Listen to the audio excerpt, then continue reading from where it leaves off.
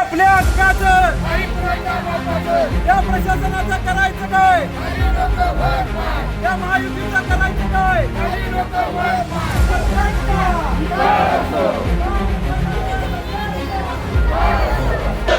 निकामी झालेल्या एमपीसी ऑफिसचं करायचं काय. निकामी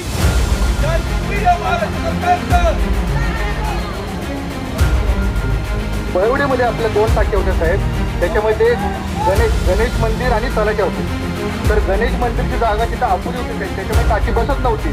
त्यामुळे ती जागा आता इरिगेशनची अजून देखील ती इरिगेशन जागा साहेब आम्हाला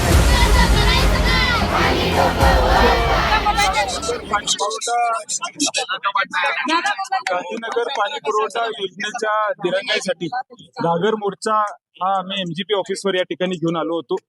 आणि खऱ्या अर्थानं 2022 ला ही योजना मंजूर झाली आणि अजून देखील 27 महिन्याची मुदत होती आणि 4 वर्ष झालं ही योजना पूर्ण करण्यात आलेली नाही. आम्हा सगळ्यांना एक मनामध्ये शंका आहे, या वर्षभरात म्हणावं तशा फार बैठका झालेल्या नाहीत असं लोकांचा आग्रह होता. आमचे सर्व प्रमुख, सर्व सरपंच, प्रत्येक गावातील सदस्य आमच्याकडे आले, आदरणीय बंटी साहेबांना भेटले, मला भेटले आणि आमच्याकडे त्या ठिकाणी मागणी केली की तुम्ही ही बैठक त्या ठिकाणी घेतली पाहिजे, कारण 4 वर्ष झालं हे काम पूर्ण होत नाही असं आमच्या सगळ्यांच्या समोर येते. डिस्ट्रीब्युशनचं काम, जे पाईपलाईनचं काम आहे ते प्रत्येक गावातून त्या ठिकाणी करायचं आहे, ते काम देखील पूर्ण केलेलं नाहीये. रस्ते उकरतात, लोकांना त्रास होतो, त्याचं देखील ते रिस्टोरेशन करत नाहीत आणि मग अशा अनेक अडचणी आहेत हे आम्हा सगळ्यांच्या समोर आम्हाला या माध्यमातून दिसतात.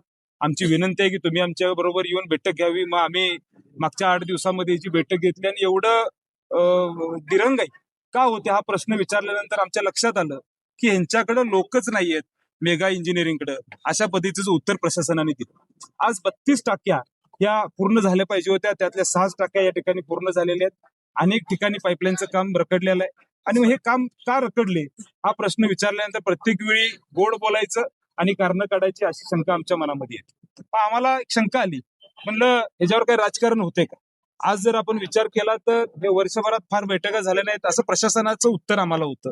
मी म्हणलं ही योजना ही या 13 गावातील लोकांसाठी आपण आणली, 3 लाखहून अधिक लोकांना याचं पाणी स्वच्छ आणि मुबलक पाणी मिळणार. आणि मग योजना आणत असताना आमच्यामध्ये कुठलंही राजकारण मनामध्ये नाहीये, आम्ही श्रेयवाद करत नाही.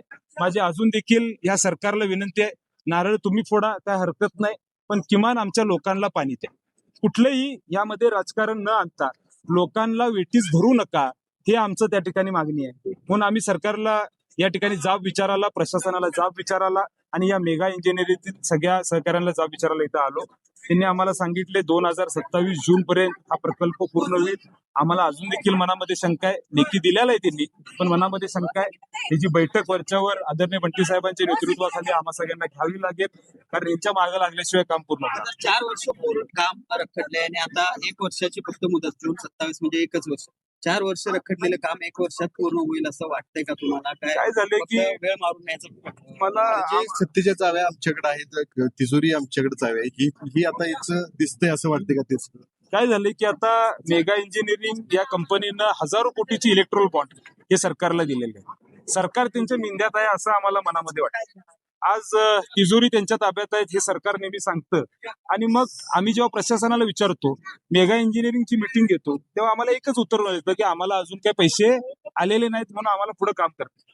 हे दरवेळी सरकार आम्हाला खोटं का बोलते की आम्ही सगळ्यांना पैसे देतो. मग आमच्या मनामध्ये शंका आहे की हे 1 वर्षभरात पूर्ण करणार आहेत का, ही मनामध्ये शंका आहेच, पण कुठेतरी आम्हाला ह्याच्यावर निर्णय घ्यावा लागेल. आणि मी एवढं नक्की सांगतो, या महायुती सरकारला येणाऱ्या पुढच्या काळामध्ये जर हे काम वेळेत पूर्ण झालं नाही तर या 13 गावातील लोक हे निश्चितपणे तुमच्या विरोधात ताकदीनं या कोल्हापूर जिल्ह्यामध्ये उभा राहतील आणि दक्षिण मतदारसंघामध्ये 13 गावातील लोक या महायुती सरकारला श्राप दिल्याशिवाय राहणार नाहीत, एवढं निश्चितपणे सांगतो.